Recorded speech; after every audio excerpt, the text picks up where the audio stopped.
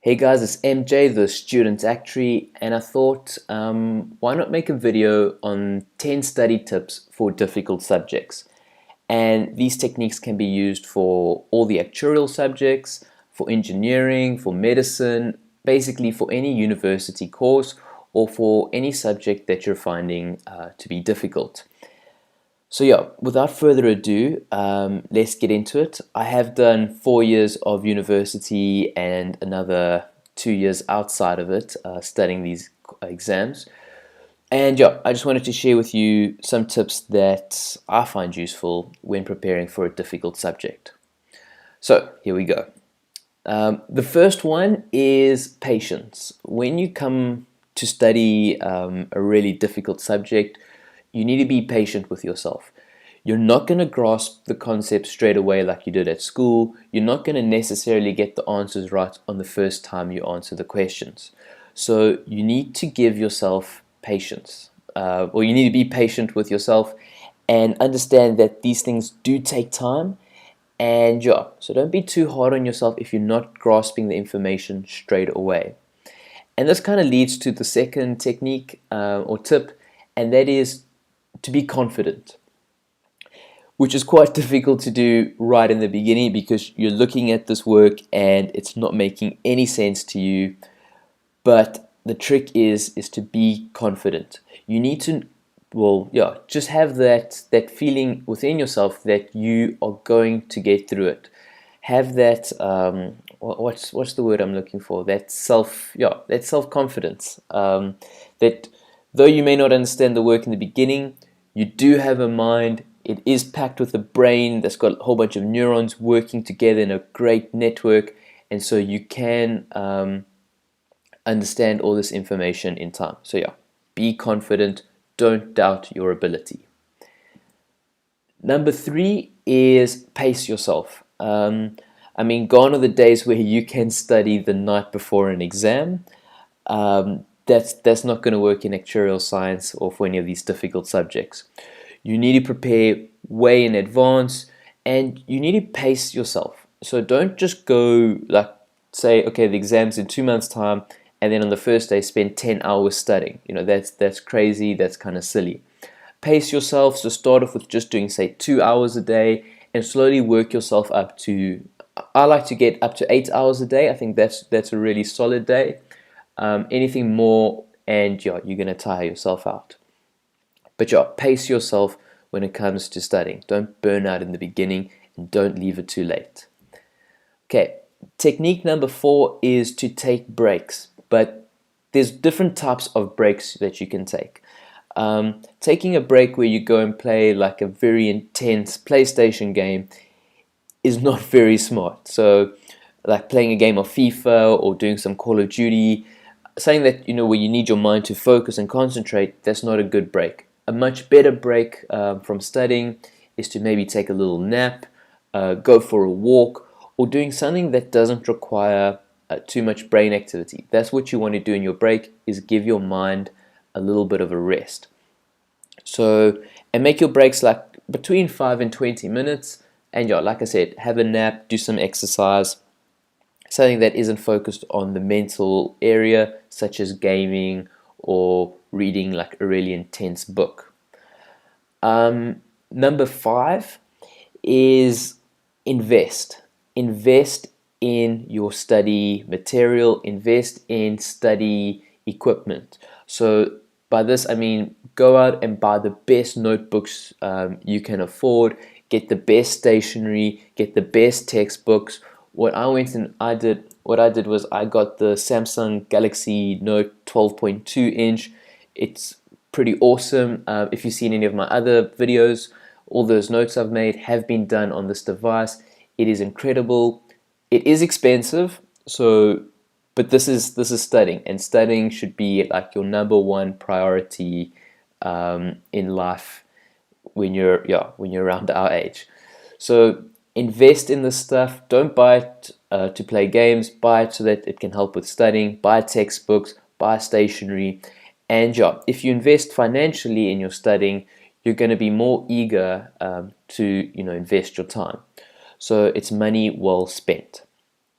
Okay, tip number six is research. If you don't understand something, research it. Either look for a video on YouTube, read the Wikipedia page, go to a library, like be really old school and find a book on the topic and read it.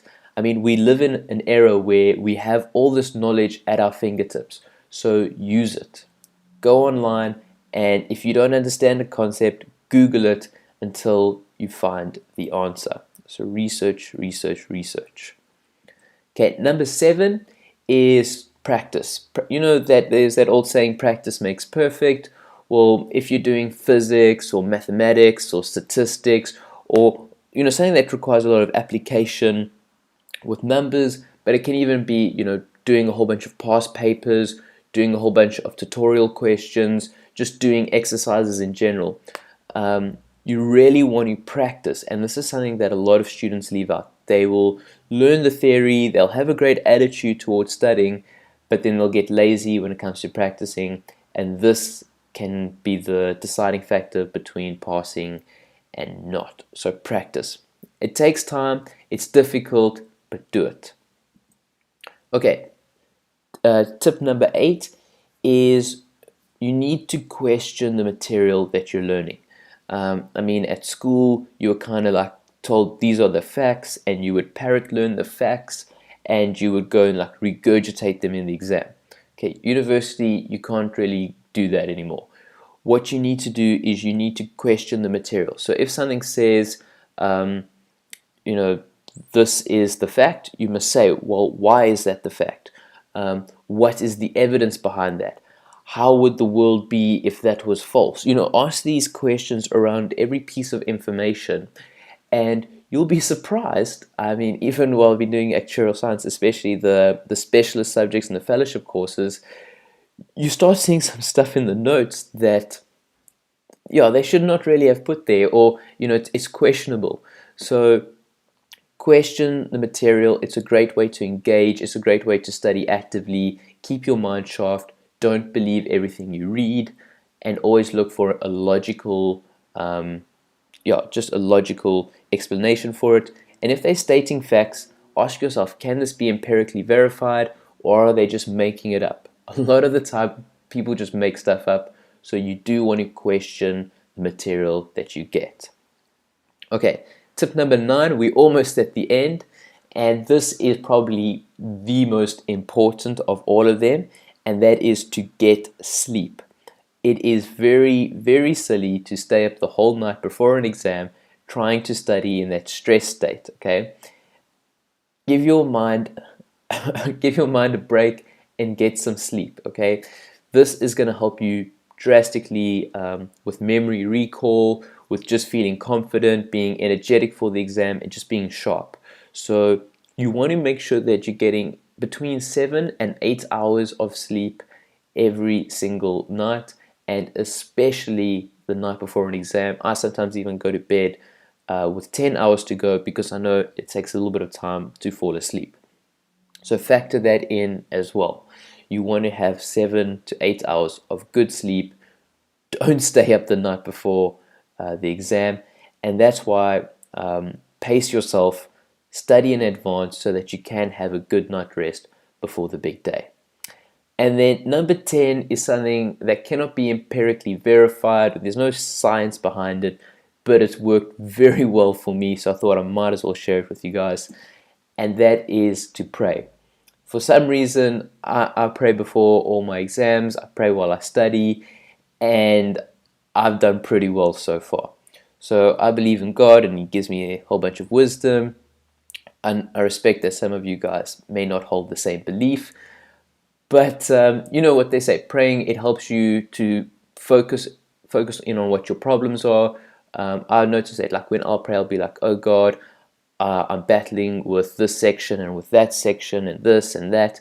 And what that even does is it's just highlighting in my brain what areas I'm uncertain about, what areas the next day I need to go and spend more time on. So it's a great form of reflection as well as communicating with a higher power. But like I said, I respect if you guys are a non-believer. I hope the other 9 tips have been worthwhile for you guys. And if you enjoyed this video, I mean, it was very quick. Subscribe for more. I am going to be making a video on how to study with a semantic, using a semantic net. It's a new method I've been developing. It works incredibly, and I'm very happy with it.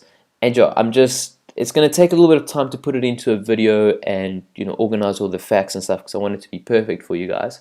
So until that comes out, if you haven't already, subscribe so that you will get notified when that video comes out. Otherwise, I hope you guys enjoyed it. I'm MJ, the student actuary, and yeah, study hard. Cheers.